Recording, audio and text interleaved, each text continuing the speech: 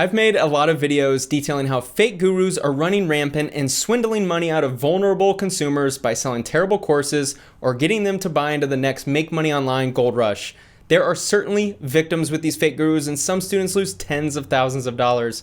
But for me, what's really tough to stomach is when scams exist 5 levels larger. A couple of days ago, a Texas billionaire named Robert Brockman was charged in a $2 billion tax fraud scheme. Federal prosecutors charged Texas billionaire Robert Brockman on Thursday with a $2 billion tax fraud scheme in what they say is the largest such case against an American. Department of Justice officials said at a news conference that Brockman, 79, hid capital gains income over 20 years through a web of offshore entities in Bermuda and Nevis and secret bank accounts in Bermuda and Switzerland.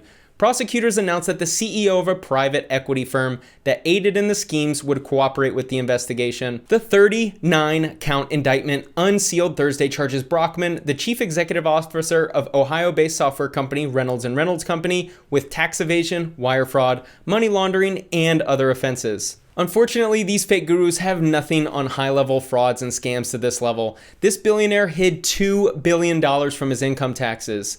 What happens with a lot of wealthy people that reach this level of wealth is they become detached from normal society. They are so far removed from what most people would consider normal that they don't realize the negative implications of their behavior. We all pay income taxes to help provide money to social programs, schools, roads, the police, among other things. We all contribute and we all benefit. I think we all like to think of ourselves as good people. Even the worst people in society could justify their behaviors and convince you that they are good people. In my opinion, a large portion of what makes a person good is that they do their best to uplift their community and those around them. If Robert is found to be guilty, then I have a hard time having sympathy for him going to jail for a long time, which we know won't happen because of how our legal system treats the wealthy.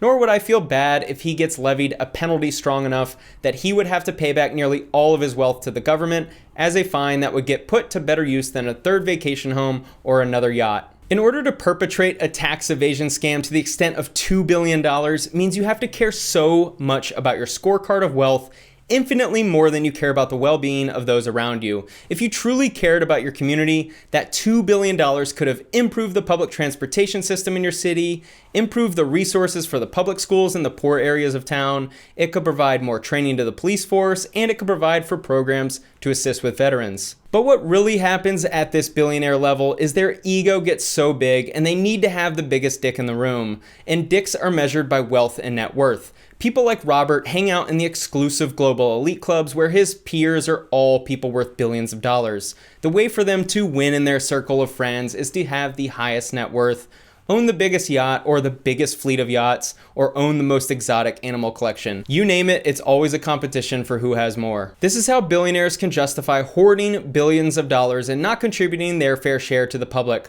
The reason why I find this behavior to be so despicable is because it's an honest signal for them not caring about the well-being of their community or society as a whole. Thankfully, this scam was found because a semi-morally corrupt billionaire named Robert Smith found it within himself to come clean with what was going on. He was financially gaining from a partnership with Robert Brockman, but couldn't scam the government any longer. Prosecutors also announced that Robert F. Smith, founder and chairman of Vista Equity Partners, will cooperate in the investigation and pay $139 million to settle his own tax probe. Smith, 57, stunned a senior class last year when he promised to wipe out the student loan debt of the entire graduating class at Morehouse, a historically black all-male college. Robert F. Smith does amazing charity work for providing money to pay off student loan debt, but then he also doesn't pay his taxes to the tune of $139 million. It sounds like Mr. Smith is okay paying out a portion of his income somewhere.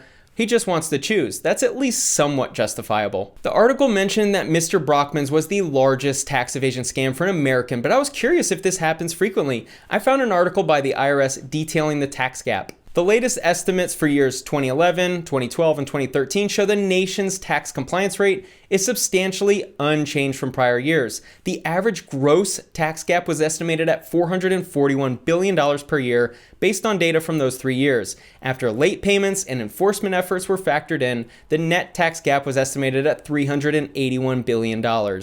So basically, the government collects around 86% of the expected tax amount they're owed.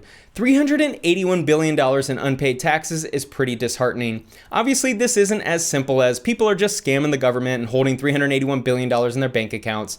I'm sure this is way more nuanced than that, but it's hard to deny that $381 billion couldn't help out social programs throughout the country, improve the lives of many Americans stuck in desperation. And here's the most important part of this video: billionaires and those in the global elite will justify the hoarding of wealth because they want to provide for the next generations in their family tree. All data shows that wealth is lost at a substantial rate with each generation removed from the source. According to this MarketWatch article, 90% of wealth is gone by the third generation. Yes, 90%.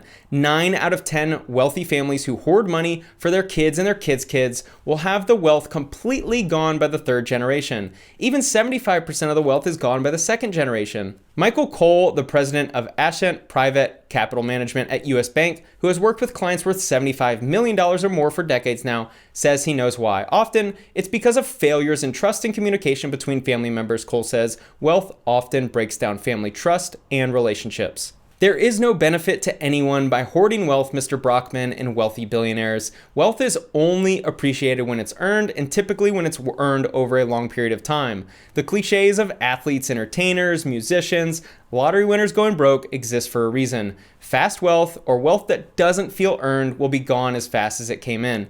This is why I get so disgusted with the behavior of billionaires hoarding money and not paying their fair share of taxes. If it's been proven that future generations in your family tree are just going to blow the money and ruin relationships within the family, then what's the point of hoarding money? I'm just as ambitious about attaining wealth as any other, but once you attain enough to live comfortably, own a beach house, own the exotic sports car, and not have to stress about money, how much better are you really making the world by collecting money like it's a game? While researching this scam, I did come across the Foreign Account Tax Compliance Act, which sounds like it assisted with finding Mr. Brockman's offshore accounts hoarding money and leading to many of the criminal charges.